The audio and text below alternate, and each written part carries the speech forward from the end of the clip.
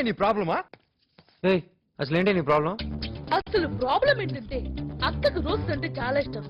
అది మనకు తెలియకుండా అదే గడికి ఇచ్చేసాం. బట్ డోంట్ వరీ, నా పాపానికి పరిహారంగా అక్క గది నిండా రోజెస్ పెట్టేసా. ఎవరు పెట్టారో నన్ను అడిగింది. ముద్దు కృష్ణ బావ అని చెప్పేసా. అసలు నేను కదా ప్రింట్ తీసింది ఆ ముద్దు కృష్ణ గారు.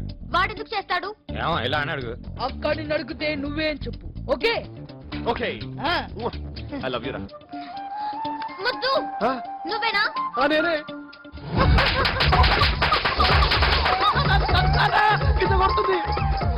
అవునే, ప్రింట్ నేనేస్తే వాడి ఫేస్ మీద హ్యాండ్ ప్రింట్ వేసావేంటే?